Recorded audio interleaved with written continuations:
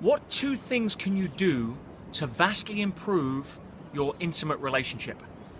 Now, for, again, those that know me, you understand I have various different passions, such as health and human behavior and business.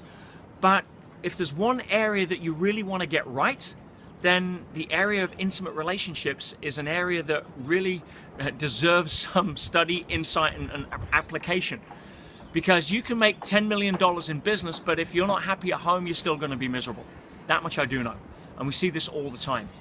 So surprisingly, one of my most popular downloads is my Straight Talk number 9, which is a talk on the understanding and comprehension of the interplay between masculine energy dynamics.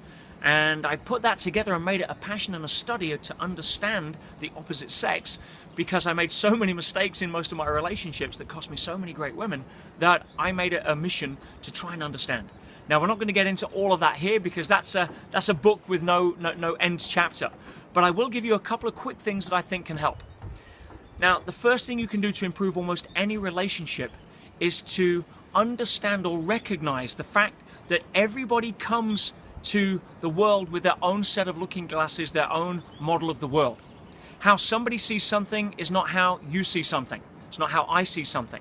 So the first thing we want to create or improve on is our ability to have understanding of somebody else's model of the world.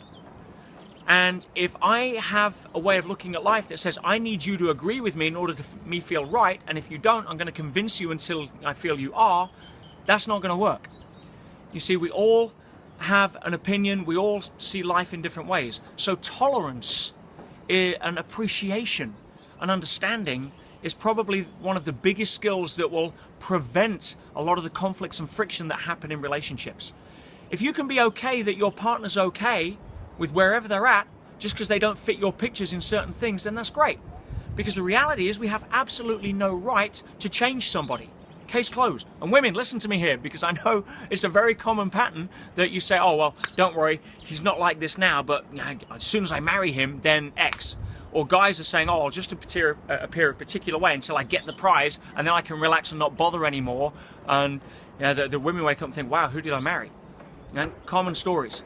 So if you can come from a place of being okay where somebody's at, and it doesn't mean to say that you have to live with a messy pig in terms of if somebody's leaving their clothes on the floor and that winds you up.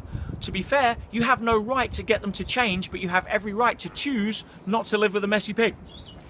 You get the difference? I don't want to go too into detail here before we get too contentious, but two things you can do. One is appreciate that you have no right to change anybody else. In terms of jealousy, you actually have no right over who should or shouldn't love you at the end of the day. But most of us get so concerned with that. Second thing is look for opportunities to catch your partner doing something right and tell them how you feel. Most of us are on autopilot when it comes to that until we see them doing something that doesn't fit our pictures, and then we're quite happy to tell them about it. Take the opportunity to wake up one morning and say, what can I do to make my partner feel appreciated? Because that's really what we want. Love and unconditional love is something that is freely given, but unless we consciously make a choice to actually offer it, it's really not going to be noticed.